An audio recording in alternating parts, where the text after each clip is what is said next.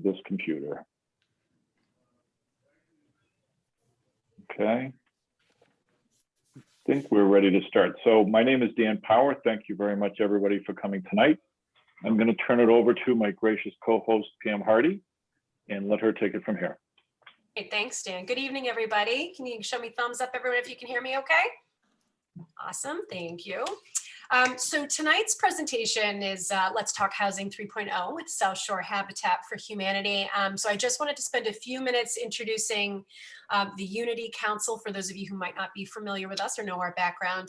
The Hingham Unity Council started in late 2019 with the vision of having in-person conversations and discussions with friends around issues that are plaguing our town, or issues around racism, issues that are marginalizing and oppressing folks in the LGBTQIA community, matters around socioeconomic disparity. So of course, COVID-19 hit, and we had to move these discussions back online. So we have a series of events that we have already hosted, and if you want to go check those out at hinghamunity.org, you can see the kinds of resources that we have available. We also specifically have had 2 forums on housing. The first was back in December with State Rep Joan Moschino, and that video is available on our website, so you can find that in the video library. And the second one was January 11th of 2021 with the Hingham Housing Authority with Janine Sachecki and Jim Marafis. So please, if you want to get more backstory on the Hingham Housing Authority property or on the state of housing in the Commonwealth or on the South Shore, please feel free to go and check those out for backstories. I would also like to say a warm welcome and a thank you to our co-sponsors. I saw a couple of you in here. I see Paul Cappers from the Hingham Congregational Church. I appreciate your co-sponsorship of this tonight, as well as I think I saw somebody come in, maybe Jennifer Sherman from the Hingham Women's Club, if you're here. Yes, I'm here. Thank you. We're so grateful for you helping to spread the word about this and your continued partnership with South Shore Habitat to the extent we can keep these discussions going. And I will just lay a couple of factoids on us to sort of set the stage before I introduce the South Shore Habitat folks. The need for housing in Hingham is tremendous, and this shouldn't be a surprise because we have a beautiful maritime community with a lot of open space, and we have excellent schools. But just as a point of something that came up, I think it was in the housing talk from the Housing Authority, there are something along the lines of 10,000 applicants specifically for that type of affordable with a capital A housing for the Hingham Housing Authority property. So there's a very long waiting list just for access to that type of housing alone. And so Hingham, I think the Unity Council wants to encourage us as residents and folks who work here to discuss how can Hingham play a role in, what role do we have in addressing and providing housing, both in Hingham and in our region. And so, what is housing cost burdened? It is when people are spending more than 30% of their household income on housing. So in the town of Hingham, we have about 30% of our households spending more than a third of their income on housing, and fully 17% of our households are severely cost burdened, which is more than 50% of your income on your housing. So, so that was a surprising sort of piece of information for me, and I gleaned that from the Affordable Housing Trust, and that was as of 2019. So those numbers may have gone up, and I don't know how COVID has impacted that, but probably not favorably. And so other than the things like the Housing Authority and South Shore Habitat, who will be talking to you tonight, what are the other things that we can do in our town? We can pay attention to things on our bylaws. So for instance, if we will be changing the accessory dwelling unit bylaw, what will that look like, and how will it favorably impact properties, and just sort of understanding that. How can we support Lincoln School apartments? How can we also support the existing youth group home on Beale Street? How can we maybe explore the Selectmen's parcel, which is still not developed? What else can we do to ensure that the Housing Authority is supported on its Thaxter Street properties, and if anything else is available? And to understand what affordable housing units are really available in our inventory, and for us to understand how we can absorb more homes along a price point. And then watch for the master plan, which is in the planning board stages right now. I think they're accepting public comment until next week, March 22nd. So you can certainly go find that on the planning board's website. And with that, I will love to introduce three folks from South Shore Habitat for Humanity. That would be Beth Lyons, their executive director, as well as Jill Tompkins, their senior development officer, and Noreen Brown, Director of Project Development. I'm so grateful to hear from you three tonight. And so I will hand the mic over to you. Well, thank you very much, Katie, and thank you so much for giving us this opportunity to provide information about our upcoming project. Before I turn it over to Noreen, who's got all the details and facts and answers for you, I just want to give you a little bit of background on South Shore Habitat and Hingham. So far to date, we have built 3 Habitat homes in the town. 2 are on Central Street and 1 is on Crow Point. We are so excited to begin working again with the Affordable Housing Trust, who has been very active in searching for property and has provided us the opportunity to build 2 affordable homes on Whiting Street. We're eager to start construction on these homes, but we must raise $600,000 to cover the cost of materials and labor. This includes demolition of a home on the property and the removal of the septic system.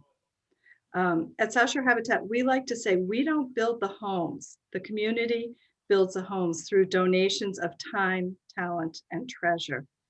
This is a community project, and we are eager to get started and have the community involved in helping us get this project off the ground and completed. So now I'd like to turn it over to Noreen Brown, who is our Director of Project Development.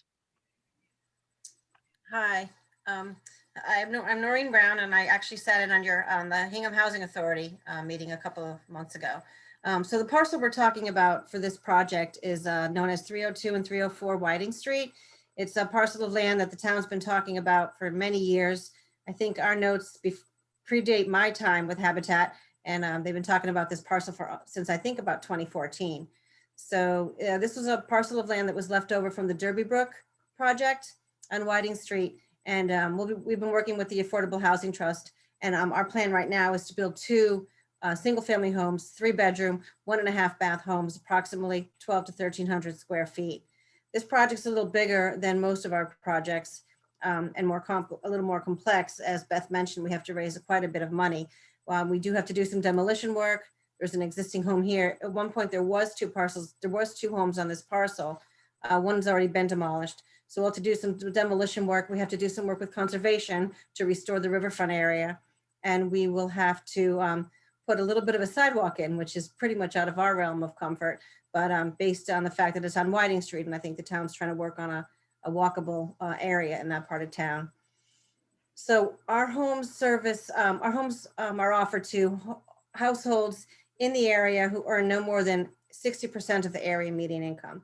So on average, that's and the area median income is adjusted for household size. So without having all of them, that would be about a family of 4 earning no more than approximately $74,000. So we start marketing this property once we finalize the permitting. We're still in the permitting stage. We're working with conservation now. And then at the time we go to market, we usually market the home for about 60 days. We partner with DHCD, and DHCD will manage and oversee the marketing and the project because both of these homes will be counted on the subsidized housing inventory, which is a benefit to the town. I think I might not have mentioned, but this parcel of land was donated by the Affordable Housing Trust. So the partnership is their donation of land. We build the homes on the land, and these 2 homes go to increase the town's 10% of affordable homes. Typically, so I did say this is a 3-bedroom, 1.5 bath home, 60% of AMI. We're hoping to probably maybe do some foundation work this fall, again, depending on our donations. And we hope to select the family next spring and be working on the home next summer. That's pretty much in a nutshell about the families and the parcel. So now we'll turn it over to Jill, who will talk about ways to get involved. Hello, I'm Jill Tompkins. Excuse me, I have a frog in my throat. I'm going to speak to you tonight about Build Days and Gifts in Kind, our events, and also just working with us in a Hingham committee, which is basically what we're doing now. So let me start with Build Days. We regular host groups of all kinds, corporate teams, congregation, faith groups, civic groups, schools, and more. These groups are a team building experience.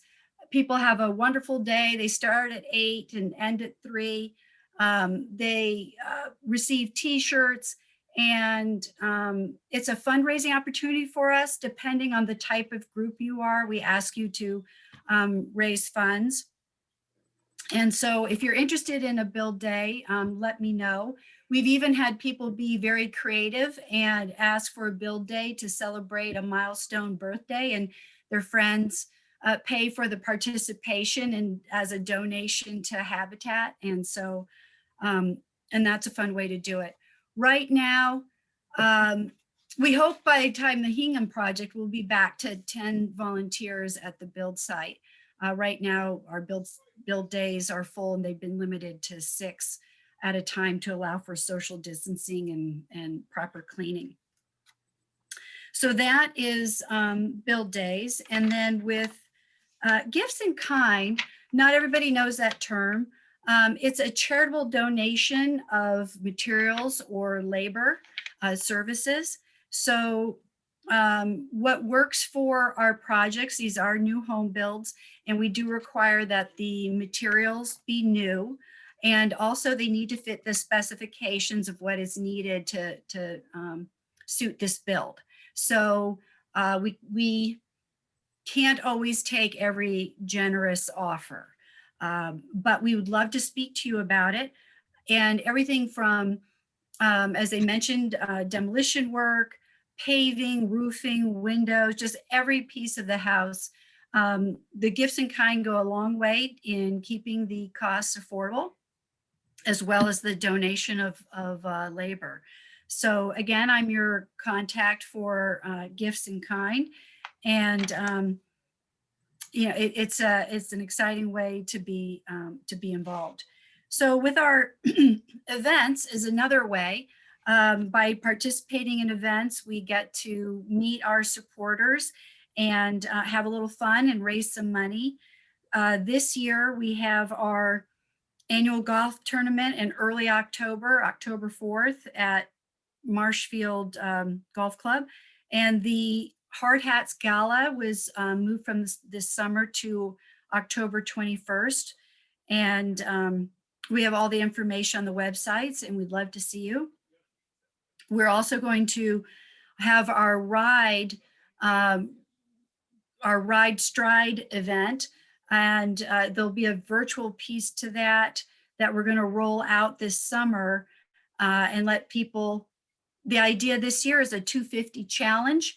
Our family partners donate 250 hours of sweat equity, and in their honor, we're asking participants to donate or dedicate 250 minutes, which is a little bit more manageable, of an activity, of whether it's riding a bike, walking, reading a book, and we'll have a peer-to-peer platform where you can post your progress. We're also asking you to raise $250 and spread the word and challenge your friends. So that is being developed as we speak, and you'll see that rolled out soon. And finally, we do like to work with a town committee as people in town in helping us make connections and introductions. And we'll collect a list in a sense. Maybe we can just piggyback on this, on the Unity Council, this group already existing.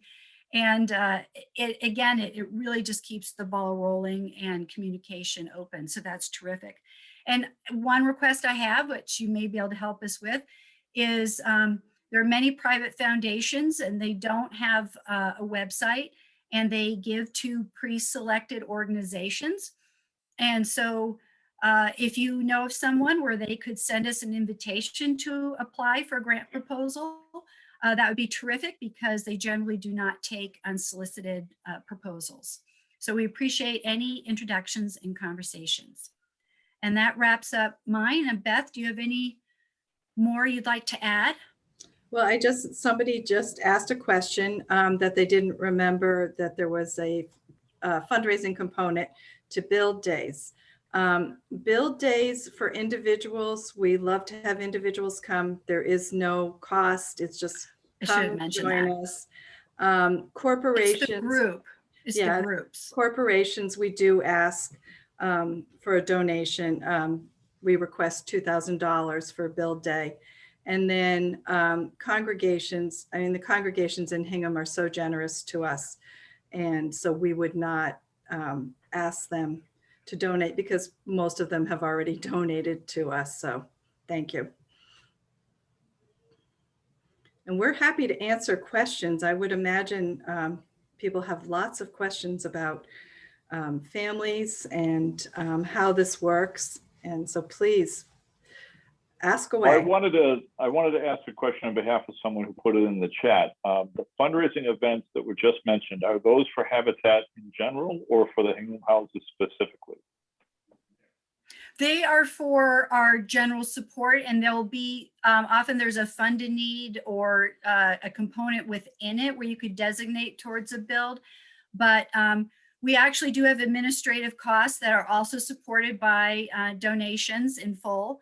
We do not receive any funding from Habitat International. In fact, we pay dues to them.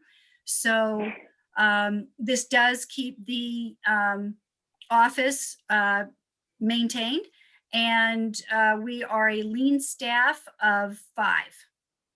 Great. I had a question myself, which was, in a previous conversation we had with you, we talked about the process for someone who was applying to become a resident in one of these houses. So what is that like? Just to give people an idea of, if we donate money or donate time or donate treasure. By the way, the treasure idea is great. I just picture myself like on a beach with a big shovel digging up treasure so I could give it to you. Can you tell us about the process the applicants go through? Because I thought that was very interesting, and it really, in the end result of it seemed to be they were very invested in the community. Can I start and just mention, with the applicants, there is no geographic restrictions. And so then Beth or Noreen, I'll let you take it from there. So the application process, we have to get our pricing approved by DHCD. That's the Department of Housing and Community Development. They oversee the project. So the process is very similar to applying for a mortgage, because these homes are purchased by the family partners. So we have a 60-day marketing period. We'll post the application on our website. Typically we also drop them off in libraries, so I have to work through that whole situation. I think by the time we start marketing this one, I think we'll be all set. But so we post them on our website. It's an application. It's very similar to a mortgage process. We do credit checks, employment verifications, confirm rental payments. We ask that people apply. They're very similar to mortgage origination guidelines, with a debt to income ratio of less than 43%. And we try to keep our housing costs at about 30%. So we're less than the housing cost burden ratio that we mentioned earlier. So it's a very thorough process. The family partners have to show that they have a housing need. There has to be something, it's beyond a desire of owning a home. Is there overcrowding? Are they housing cost burdened or severely housing cost burdened? Are there problems with the building other than overcrowding? We've had families in the past that have been split up. Their housing was so small. Some of the kids were living with grandparents. So we're trying to get, all the family back together. So they have to show that there's a need for housing. They have to demonstrate the ability to pay, and that ability is verified through employment records. Like I said before, we also want to see a solid payment history of a rent history. We typically do not accept families or households that have not been paying a rent. We always get the people that are living with family and saving, and that's fine, but they need to show a savings. So if people say, you know, I haven't paid rent because I've been living with my family, we'd like to see a healthy savings account, because I think it's not fair to set up a family. If you haven't been used to paying $800 to $900 a month to just get a house and figure out how to do it, it's almost setting people up to fail. So housing, oh, and they have to be willing to partner with Habitat. So as Jill mentioned earlier, they expected to 250 hours of sweat equity, building on their home. We also require financial training. So we teach them, we have a, financial expert come in and kind of spend time with them, teaching them how to budget, how to plan for the future, how to save for future repairs. We outline, this is your house now. Here's what you're going to have to replace over time, and get them ready for the future maintenance. That's great. That was what I was really interested in too, is because of the sweat equity that they have to put into the process. They end up being very invested in their home, just like any homeowner would be. And they know more about they know more about caring for their home than most homeowners. Yeah, we right now have, we're building in Easton, and we have a single father. And he has been on that job site almost 3 days a week building his house. And he tells me all the time, he's learned so much. So he is going to be so well prepared to be a homeowner. Well, there's a lot to it. Can I follow up, Dan, with a question? Yeah, go ahead. So I'm not sure, Noreen or Beth, you may have touched on this, but I do recall in our last conversations that, so there's a hurdle of just a quick, like getting through Conservation Commission, and then you're opening up the application process. At some point you had mentioned that you have to be funded to a certain point. So that's where the fundraising is critical. And I think you had mentioned 75% of the cost of the homes needs to be accounted for. Can you tell us how you would envision that rolls out for the folks who are new to this? Sure. So the estimated budget is about $600,000. To date, we have raised $83,000. Some of that is from grants. Some of it is from very generous donors in the town of Hingham. And we still have quite a bit to go. We do raise 75% of it before we can even put a shovel in the ground. The worst thing would be for us to start a project and run out of money and just have it sit there. That's not going to happen. We do submit for grants, and we ask for individual donations. We have people who will hold fundraisers. So we've got about a little over $300,000 that we need to raise in order to get that shovel in the ground.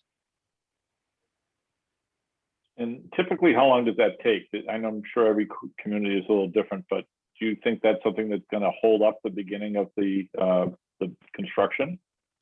It's really hard to tell. For example, in Westwood, which is our next project, we were kind of concerned because we had only raised about $45,000, and in less than 2 weeks, we had raised the full amount. Really, 2 weeks? 2 weeks. Wow. We had 2 extremely generous donors, come up and say, we'd like to support this project. That's great. This is where conversations are so important in getting the word out and asking people to share this news. Yeah, and I've the timeline. And I'm sorry, I'm a host, so I get to interrupt too. Mute everybody else. I can mute you, Pam. I know, everybody can mute me. I also, thinking about households with children, just depending on the timing of how long or how briefly it takes to fundraise, that means either a child can start the school year with their peers at the beginning of the school year or not, depending on the completion of the house. And so for me, I'm like, how do I think about the urgency of this and helping getting the funding rolling so that, our next family, our next neighbors are going to be here with us as soon as we can help them to be. We have had an incident where somebody was it's the Easton homeowner, where he wanted his son to get into the school system. And the house was not going to be done by the time school started. So we helped him talk to the superintendent of schools, and they allowed him to start in the public schools. Great. That's always an option, and we're always willing to help our homeowners, but it is up to the town and the school system. Mm. But we can be convincing. That's So great. can our homeowners. And this is a partnership with the town. So in most cases, the towns are willing. I mean, they get it. Who wants a child to have to change schools in the middle of a school year if you can avoid it? So most towns are pretty, receptive to the concept. We had another question from the chat. Paul Capper's basically asking, can you start just one of the two properties if needed? So the dollar amount needed would be 75% of half, which would be 300 instead of 600. We try not to do that because if we're going to put one foundation in, it's easier to put two foundations in. Right. We're going to be buying lumber anyway, so we'd like to buy it all at once. That's something we really don't like to do. We have our construction team there, so if we're building one house, it's just as easy to build two. The cost Understood. savings, we don't want to have to fundraise more later. And with the houses being so close together, it would be unfortunate to move somebody in. These houses are going to be pretty close together on this parcel. And then, so they're living there, and then we've got, banging around Right. and all that, people hanging outside their window on a Saturday morning. Yes. I think we had a question from Katie Sutton. She had her hand up, and then John Borger, and there's also one in the chat. So we'll just kind of go one by one. Go ahead, Katie. Thanks, Dan. I was just curious. I know that you said that the Affordable Housing Trust bought the land. And for those who haven't been at our prior talks, the Affordable Housing Trust is a town commission. And the money a lot of it comes from the Community Preservation Act. Is this common in towns that the town will buy the land in some way? Or how does that happen a lot in the towns? Or does Habitat sometimes fund the entire land and building? Well, this land, the town, it's my understanding that this wasn't purchased by the town, that this was donated by the developer who originally had this whole parcel. I could be a little wrong on this, but I believe this was all part of the original Derby Brook. There was this parcel of land left. It was donated to the town, and then the town set it aside for affordable housing. It went through all the proper town meetings, and the affordable house, it was designated for affordable housing, and then the Affordable Housing Trust ended up getting it from the town, but it's my understanding they did not pay for it as town-owned Right. land. I think that's how I I understand. guess the question, I'm sorry I misrepresented that, but the question is, do you usually have towns providing the land, or do you have to buy the land as well? We typically have towns provide the land.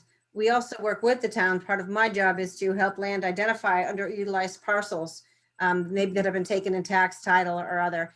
We also have had private donations. The parcel in Westwood was a private land donation from a resident. So there are different ways. In the past, I believe we have spent some money to buy smaller parcels of land, but our focus is to really try to work with the towns. So right now we've got the Westwood parcel going on. We've got these two in Hingham. Right now we just started permitting two more in Cohasset, and we're in the discussions with towns in Easton, and we are just recently became aware of another parcel of possibly donated land in Duxbury. Great. We had a question from Elliott Place. What is Habitat for Humanity's policy regarding the implementation of renewable energy strategies in housing starts? I don't believe we're at the renewable energy stage right now. We are energy efficient. We're looking to, move along and whatever kind of, energy efficiency or renewable energy strategies are. We recently became aware of a program where Eversource has worked with other habitats throughout the regions, trying to help them get as much, far beyond the energy efficient that we're at. I'm not off the top of my head, I cannot remember if Hingham is a stretch code town, but we do work with a HERS rater for at least your basic energy efficiency. But I do not believe we're in the renewable energy strategies, but it doesn't mean we wouldn't like to hear more about it. So if anybody wanted to reach out to me, I would love to hear what you're thinking on that. And it sounds like the shovels will be donating. going into the ground for a while still in Hingham. So we have some time to investigate that to potentially make it part of the Hingham solution. As long as it doesn't change the plan too much, I believe we Right. do. Yeah. I do believe there is a Habitat affiliate that has had donations of solar panels for the homes. Mhm. I think PV Squared, which is in Western Mass, and Sunbug, I think both of them have worked with South Shore, or maybe not South Shore Habitat, but one of the Habitat. Mhm. Okay. Yeah, our goal is really to make these houses as energy efficient as possible, because the whole purpose of our program is to keep the costs down so that homeowners can put money away for for education of their children, better healthcare, all of those things that really are important. Okay, great. We had a John Borger who wanted to ask a question. John? Hi, John Borger. Hi, Dan. Thanks. I actually have a comment and a couple of questions. The first comment is kudos to you folks. There's a lot of hand wringing about social justice and climate equity and how housing is so important, and you folks are really doing something concrete about it. So commendations to you. My first question is, what do you really need from us? What's the most pressing thing? And it sounded to me as I listened like what you need is donations, and that's great. So let's get after donations. So I'd ask you to confirm that. And then number two, if we in Hingham wanted to help you do this at scale, it sounds like the selectmen's parcel is where we would want to focus.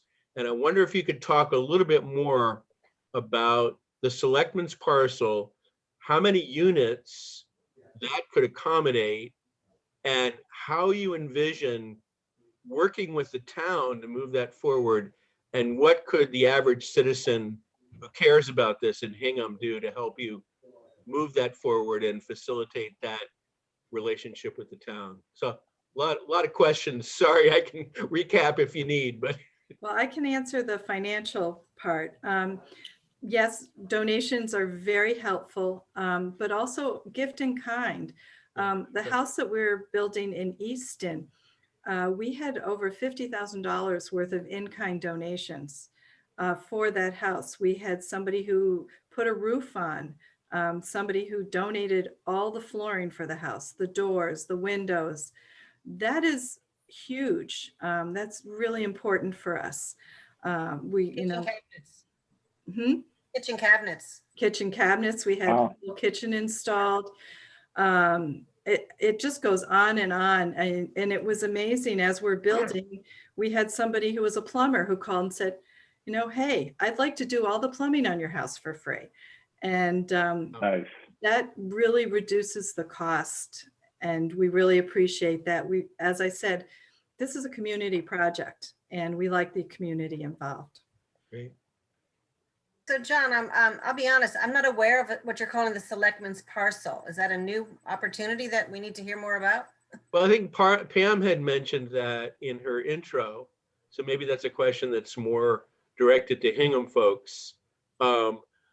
Pam, am I correct in remembering that you had alluded to that, or was it something? Yeah, and I'm not super familiar with it, and I don't want to, dump this on to anyone else who might be on the call. I thought I saw somebody on the planning board come in who might know more about it, but my recollection was that the selectmen's parcel was tentatively earmarked as for affordable housing, and I don't know where that stands. So I can't really answer to it, but I understand that it might be available. Are you talking about 100 Beale Street? I believe that's where it is. Yeah, it's where I understand where it's across from the train station where the National Guard parks their trucks right now. So this came up at the meeting that we had to plan for this, Dan's previous meeting with Pam and some other people from Hingham Net Zero. And I was instructed by Dan and the committee to contact the selectmen about it, which I did. And Bill Ramsey sent me back, one of the three selectmen sent me back an email saying that he would look into it. So that's as far as we know anything about it Okay, right now. Well, sign us up. We'd be willing to meet anybody on that parcel and discuss the affordable opportunities that may be available. yeah, this is a pretty big parcel, and so it kind of begs the question, how big does Habitat for Humanity go? Do you actually partner with developers that are doing maybe 10, 20, 30 units? Is that part of your? That's part of capability? that's a new discussion we've been having recently. There is a community now that's going to be doing some building, and they're building higher end. Sorry, they're building higher end homes, and so they have asked us if we'd be interested. So we're kind of working through the details of that partnership. But we would absolutely be willing to work with a developer if they want to build the market rate or the high end homes. We would be willing to discuss coming in and building the affordable homes. And then if Great. it's, I don't know how big this parcel is, but we don't have to have all of it. If they want to use it for something else and we could take a part of it, or we'd be willing to see whatever's available. Great. Just to follow up on Elliot Place's comment, in Hingham Net Zero, we've done a lot of work on residential solar, and we can assure you that for the average electric bill of about $150 a month, if you've got 7 or 8 kilowatts of solar panels on your roof, you're basically going to not have an electric bill. So it would be a beautiful thing for us, for Hingham Net Zero, to be able to partner with you and try to persuade a solar installer to either donate or give us a big break on solar panels, because that would make the house a lot more affordable for whoever you're going to select to go in there. So I think we should talk more about that maybe as things go forward. Absolutely. Good. Thank you, John. I'd like to move on to a question from Amy Farrell, please. Actually, this is more of an explanation or a commentary, I think. Amy Farrell, I'm a member of the Affordable Housing Trust, and I also see Nancy Kerber, who is a member of the trust as well. So if I if I miss something, I'll ask her to jump in. But the selectman's parcel is just that. It's a parcel of land that's controlled by the selectmen. And while I understand that its intended use is residential in some fashion, its ultimate development would be controlled by the selectmen, and they are likely to issue requests for proposals from developers who would then make proposals on what to do. And those proposals are likely to all have housing as some piece of it. But, and again, this, for the Habitat people, my understanding is your work is focused on for sale housing, although to folks who have, area median incomes of 60% or less. And the other alternative might be rental housing, which would likely be a little more densely developed. And all of those details would be fleshed out in a development proposal. And as mentioned earlier, that is something that would come out of the selectman's office, and they would facilitate that. As you can imagine, it's a pretty big undertaking. And so it requires a fair amount of focus and attention on it. And I suspect that town hall staff has been fairly stressed the last 12 months because of COVID. And so some of those longer term projects may not be quite as top of list. So that's all I had to say. Thanks, Amy. I think that's a good summary. Did you, you said there was someone else from the Affordable Housing Trust here? I don't want to put her on the spot, but Nancy Kerber. Well, I is just wanted on to the ask trust. Nancy Yeah. if she wanted to add anything to that as far as the selectmen's parcel. So the selectmen's parcel is indeed on Beale Street. It is kind of behind where the new Hingham Light plant between there and Beale Street, and also abuts property that the Housing Authority owns there. It's about 10 acres. There's a fair amount of wetland through it, so it's not all developable. And it is set aside for affordable housing. And it may end up being kind of a combination of market rate and affordable. But really, beginning discussions. We're starting on a project a number of years ago, and then the town had wanted to explore doing affordable assisted living, which then didn't end up moving forward, and we haven't really done anything with it since. There's been some talk of working with the special needs partnership on workforce type housing with special needs, and trying to incorporate that as a piece of what could happen there as well. But no plans are in the works. And in theory, the Affordable Housing Trust has the control of it. It's the selectmen's parcel. They have the ultimate control, but the Affordable Housing Trust would be kind of a leader on developing that parcel. One thing that I wanted to touch on briefly is that we talked in our session with the Housing Authority and the Affordable Housing Trust, the previous session, about a more future-oriented kind of brainstorming session once we had gotten a little bit more educated about the topic. And so we haven't scheduled that yet, but that is one of the upcoming sessions we're hoping to have to talk about things like the selectmen's parcel and different ideas the Housing Authority or the Affordable Housing Trust in this case would have.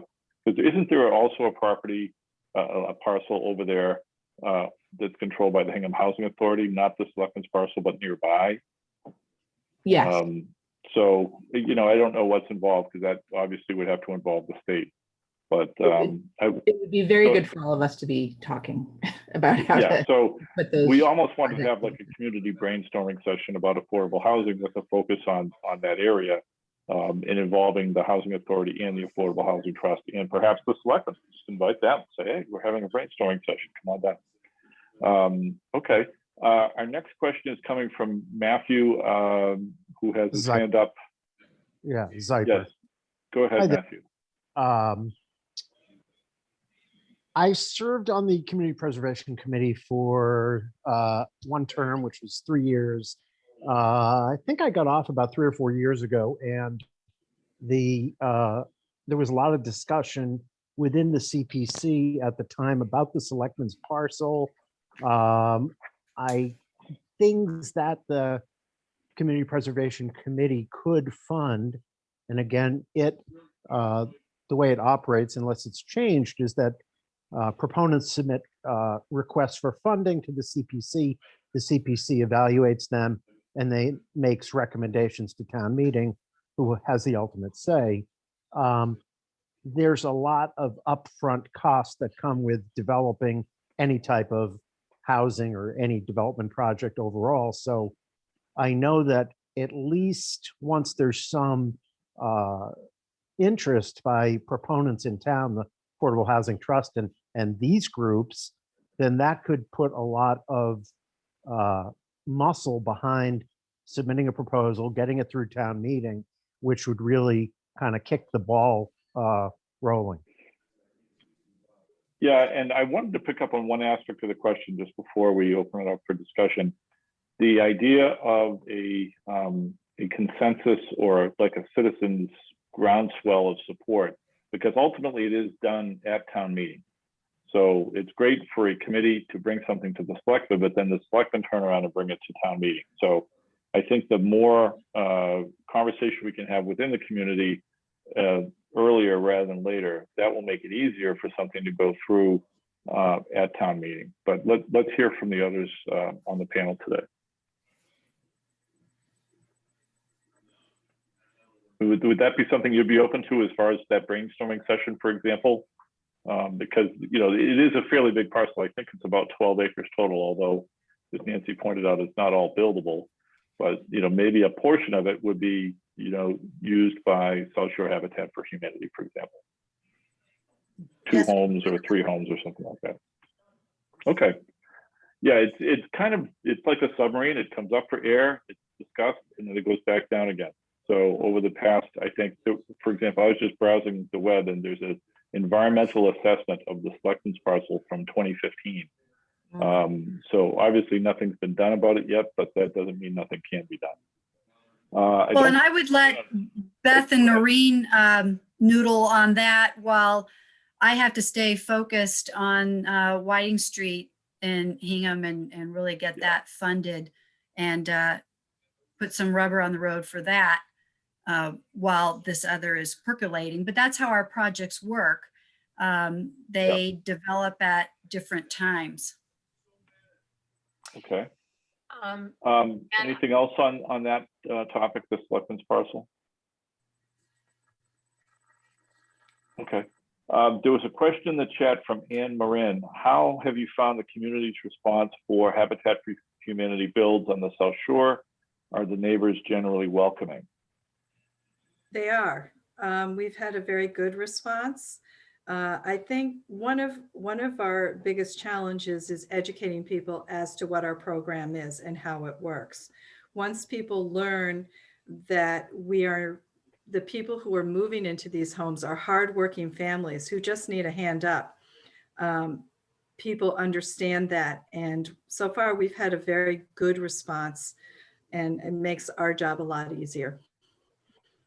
Good, and we hope that you see a continuation of that in Hingham for sure. Let's see, we don't have any hands up or any more questions in the chat. Does anyone else have a question they want to just throw out there? We don't always have an assemblage of such experts on housing between the Affordable Housing Trust and the South Shore Habitat for Humanity and the Lincoln School Apartments. We have quite some of the best minds in affordable housing on the South Shore, so we want to take advantage of that.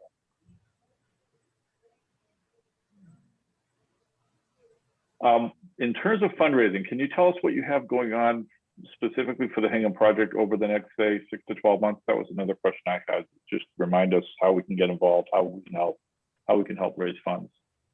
Sure. Well, I've already myself been submitting numerous grant proposals, and they take, things you submit now, you don't generally hear from until June. And that will just be ongoing.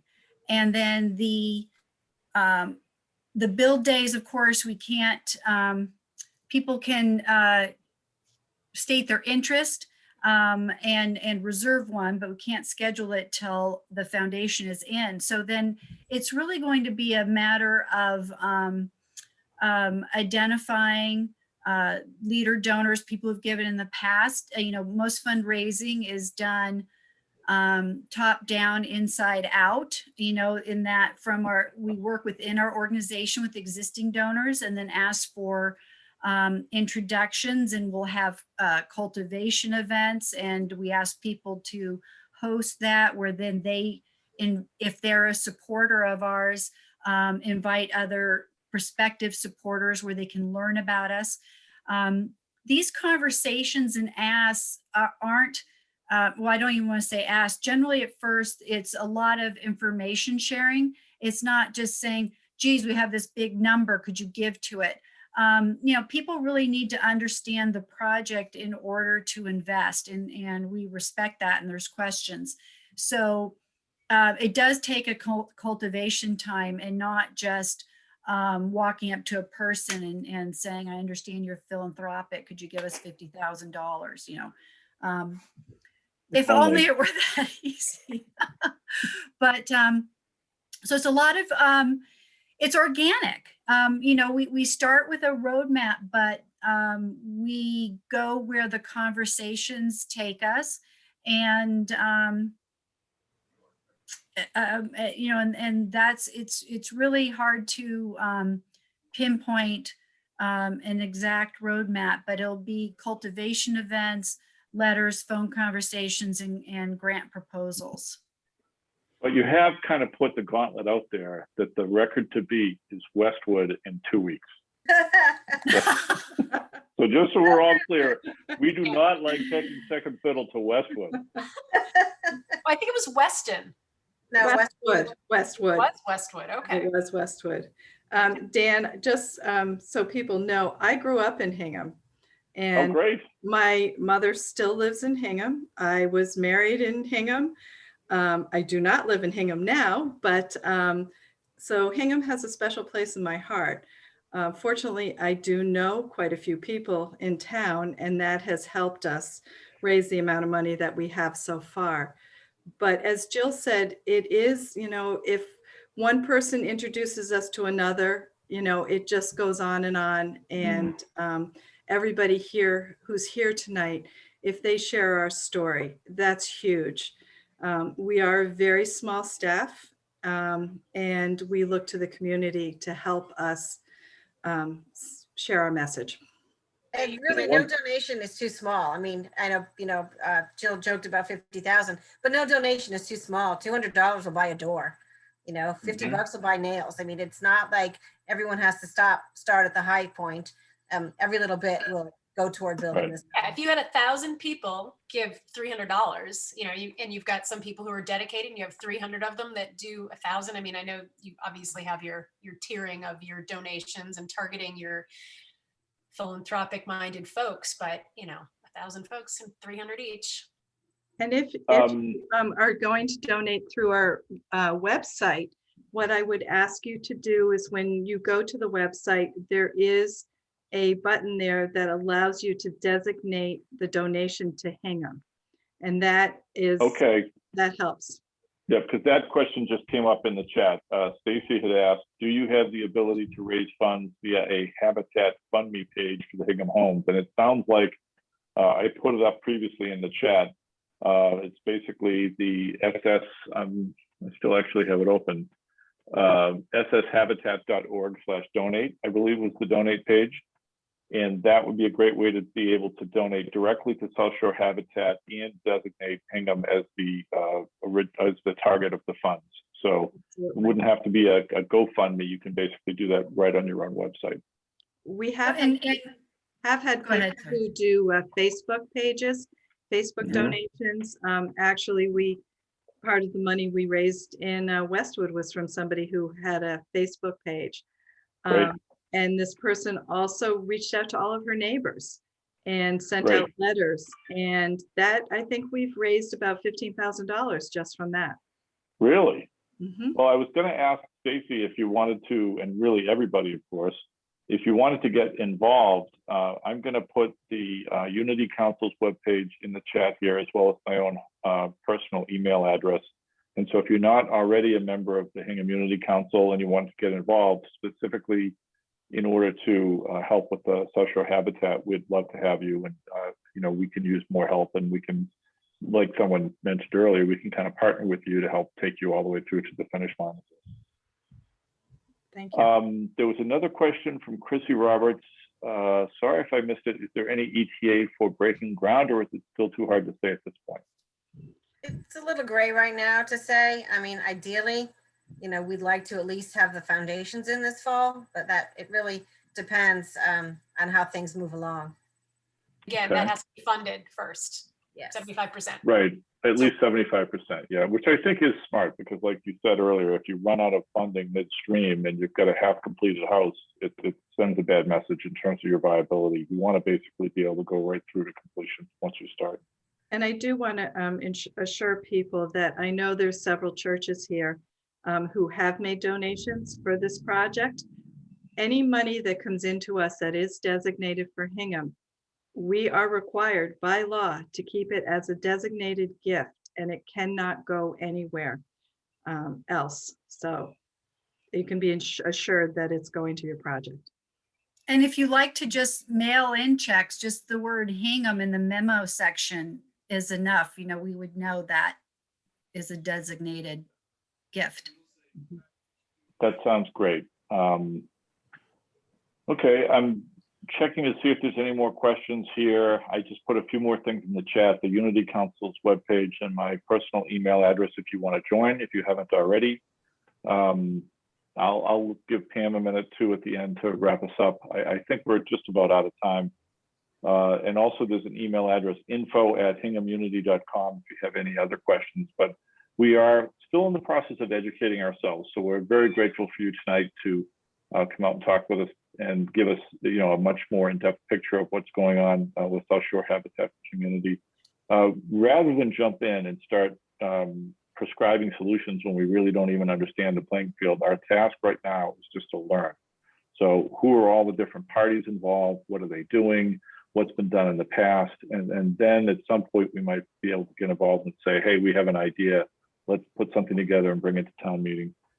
Well, and may I go ahead. interject just real quickly? I wanted to Sure. say, I was very excited to hear from the Hingham High School girls tennis team and boys tennis team, some parent contacts, and those students are excited to help raise money for this project. So we're in the process of working with them, and hopefully you might be tapped on the shoulder by one of them. So that was very nice to hear from the high school tennis teams.